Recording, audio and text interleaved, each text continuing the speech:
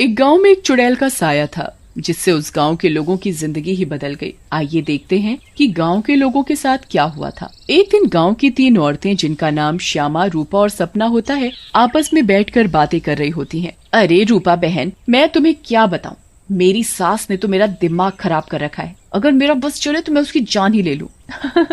अरे क्या हुआ श्यामा बहन, इतना गुस्से में क्यों हो? शांति मौसी ने क्या कर दिया? हाँ तुम घर में अकेली हो ना, इसीलिए इतने मजे से रहती हो। हमसे पूछो जिनकी सास है, एक तो खाती हैं इतना, रोटी बना बना कर मेरे तो हाथ ही थक जाते हैं, ऊपर से हर काम में कमियां निकालती हैं। सही कह रही हो श्यामा बहन, मेरी कहानी भी कुछ कुछ तुम्हारी तरह ही है। मैं तो जरा सा अपने मर्द के साथ बैठ क्या जाऊं, पता नहीं कहां से बुढ़िया को खबर मिल जाती है, वहीं आकर सर पर खड़ी हो जाती है। हाँ ये तो चिंता की बात है सपना बहन, मौसी को समझाओ, नहीं तो दादी कैसे बनेंगी। रूपा की बात सुनकर तीनों जोर जोर से हंसने लगती हैं। तभी उनकी नजर एक गोलगप्पे वाली पर पड़ती है। गोलगप्पे वाली बहुत ही सुंदर होती है, उसे देखकर तीनों से रहा नहीं जाता और वो तीनों गोलगप्पे वाली के पास चली जाती हैं। अरे तुम तो औरत होकर गोलगप्पे बेच रही हो। ये तो पहली बार देखा है। अरे तो बहन, इसमें बुराई क्या है, कोनो गलत काम थोड़ी ना कर रहे हैं, मेहनत कर रहे हैं। वैसे आप लोग खाओगे गोलगप्पे? बातें तो बहुत अच्छी बनाती हो, चलो देखते हैं गोलगप्पे कैसे हैं। उसके बाद श्यामा और सपना दोनों गोलगप्पे खाने लगती हैं और रूपा वहीं खड़ी हो जाती है। रूपा को ऐसे खड़े देख गोलगप्पे वाली बोलती है, अरे बहन, आप नहीं खा रही गोलगप्पे? क्या हुआ, कहीं आपको अपने फिगर खराब होने का डर लग रहा है क्या?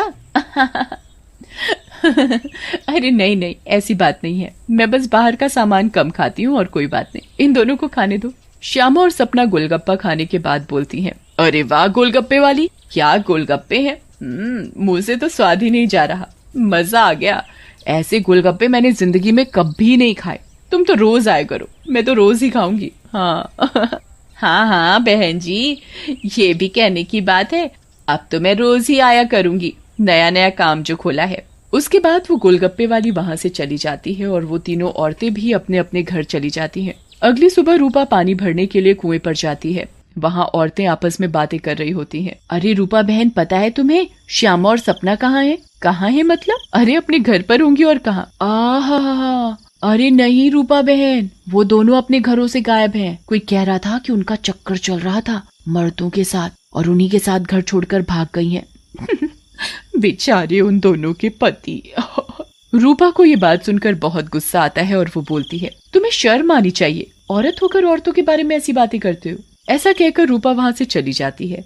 शाम को वही गोलगप्पे वाली गांव में फिर से आती है। चीनू और टीनू नाम के 2 मंचूले उसे देखकर बोलते हैं,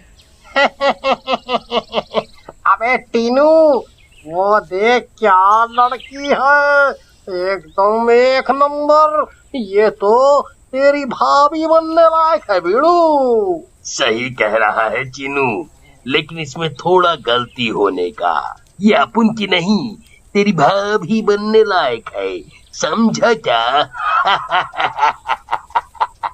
फिर वो दोनों गोलगप्पे वाली के पास जाते हैं और बोलते हैं, ए गोलगप्पे वाली, क्या गोलगप्पे खिलाएगी हम दोनों को?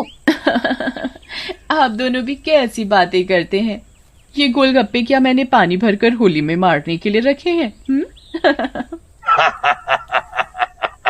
आप बहुत मजाक किया हो मेरी तरह। वैसे क्या नाम है आपका? नाम में क्या रखा है साहब, आप गोलगप्पे खाइए ना, अगली बार आऊंगी तो नाम भी पता चल जाएगा। फिर चीनू और टीनू गोलगप्पे खाने लगते हैं। वाह, क्या गोलगप्पे हैं, इतने टेस्टी, लगता है तुम्हारे हाथ चूम लूं। मजा आ गया, मजा। फिर टीनू और चीनू गोलगप्पे वाली के सारे गोलगप्पे खा जाते हैं। अरे आप दोनों तो बहुत सारे गोलगप्पे खा गए, कहीं आपका पेट ना खराब हो जाए। कुछ नहीं होगा हम दोनों को, हम दोनों का बॉडी एकदम स्टील के माफिक है। वैसे कल आएंगी आप यहाँ? लेकिन गोलगप्पे वाली कुछ नहीं बोलती और वहाँ से चली जाती है। रात में ज्यादा गोलगप्पे खाने की वजह से टीनू और चीनू के पेट में दर्द होता है। हाय रे, मर गया। अरे टीनू भाई, ये लड़की का चक्कर अपन दोनों के लिए भारी पड़ गया रे। बहुत तेज दर्द हो रहा है पेट में। सही बोल रहा है भाई, अपन के पेट में भी बहुत गुड़गुड़ गुड़गुड़ सा हो रहा है और टॉयलेट तो कई बार होकर आया।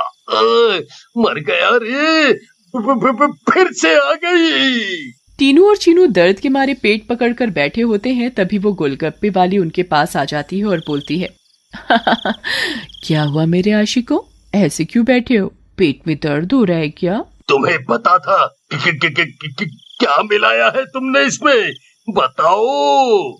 लेकिन तभी गोलगप्पे वाली चुड़ैल के रूप में आ जाती है। उसे ऐसे देखकर टीनू और चीनू दोनों घबरा जाते हैं और भागने लगते हैं। ये क्या हो गया अपन लोगों के साथ? हम तो परी समझ रहे थे, ये तो चुड़ैल निकली। अब हम क्या करेंगे? भागो रे भागो, अपनी जान बचाकर भागो। अब हम क्या करेंगे? करेगी तो ये चुड़ैल, अगर हम यहाँ से नहीं भाग पाए, इसलिए भागो यहाँ से। लेकिन चुड़ैल उन दोनों को पकड़ लेती है और मार डालती है और वहाँ से चली जाती है। इसके बाद तो मानो ये रोज की बात हो जाती है। रोज वो चुड़ैल गोलगप्पे वाली बनकर आती और गोलगप्पे खिलाकर रात में लोगों को मार डालती। इन सब से गांव वाले बहुत परेशान हो जाते हैं और एक दिन पंचायत बिठाते हैं। पंचायत में रूपा भी जाती है। अरे भाइयों, गांव संकट में है, हम सबको मिलकर इस समस्या का समाधान निकालना पड़ेगा, नहीं तो एक एक करके पूरा गांव ही खाली हो जाएगा। तभी रूपा का पति दीनू बोलता है, लेकिन सरपंच जी, हमें तो कुछ पता नहीं है कि ये सब कौन कर रहा है, या लोग अपने आप घर छोड़कर जा रहे हैं। सही कह रहे हो दीनू बेटा, लेकिन हम ऐसे शांत तो नहीं बैठ सकते और अपने गांव वालों को जाने नहीं दे सकते। हमें कुछ तो करना ही होगा। हाँ। फिर पंचायत में कोई भी फैसला न निकलने पर सभी गांव वाले अपने अपने घर चले जाते हैं। उसी दिन दोपहर में चुड़ैल फिर से गोलगप्पे वाली का भेष बदल कर गाँव में आती है।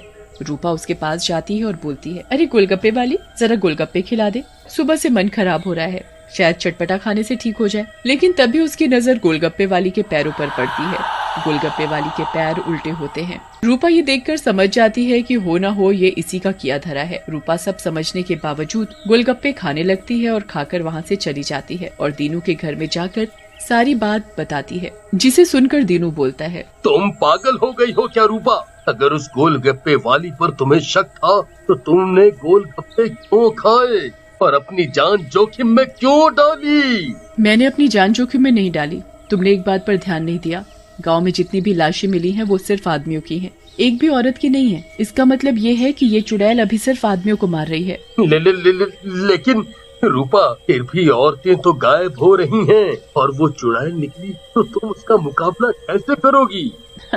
हम औरतों में बड़ी शक्ति होती है, हम अगर अपनी पर आ जाएं तो किसी को भी अपने बस में कर ले। ये तो एक चुड़ैल है, इसे मैं देख लूंगी। तुम चिंता मत करो। फिर रूपा और दीनू अपने कमरे में सो जाते हैं। लेकिन रूपा की चिंता में दीनू को नींद नहीं आती और वो आंख बंद करके लेटा रहता है।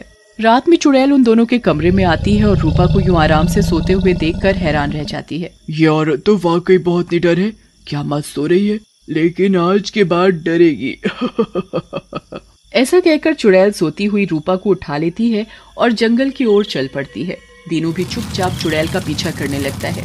चुड़ैल एक गुफा के सामने पहुंचकर रुक जाती है और गुफा को खोलती है। खुल जा सिमसिम। गुफा का दरवाजा खुल जाता है और चुड़ैल अंदर चली जाती है। दीनू भी चुपके से उनके पीछे पीछे अंदर चला जाता है। अंदर जाकर चुड़ैल रूपा को एक अंधेरे कमरे में ले जाती है और रोशनी करती है। जैसे ही वहाँ रोशनी होती है, गांव की बाकी औरतें भी रूपा को दिखाई देती हैं। श्यामा और सपना भी वहाँ होती है। अरे चुड़ैल, ये सब क्या है? गांव की औरतें, तुम ये क्या कर रही हो? लेकिन चुड़ैल कुछ नहीं बोलती। रूपा बहन, ये चुड़ैल पूर्णिमा के दिन हम सब औरतों की बलि देगी, बचा लो हमें। ये बचाएगी तुम्हें? इसकी जान तो खुद खतरे में है। तभी वहाँ दीनू आ जाता है और बोलता है, रूपा की नहीं चुड़ैल, बल्कि तू खतरे में है। दीनू सब औरतों को जलती मशाल दे देता है। चुड़ैल, तूने हमको और गांव वालों को बहुत परेशान किया है, गोलगप्पों की कसम तुझे छोड़ेंगे नहीं। ऐसा कहकर औरतें चुड़ैल के ऊपर मशाल डाल देती हैं और चुड़ैल जलने लगती है। मुझे जाने दो, छोड़ दो। लेकिन चुड़ैल थोड़ी ही देर में जलकर भस्म हो जाती है।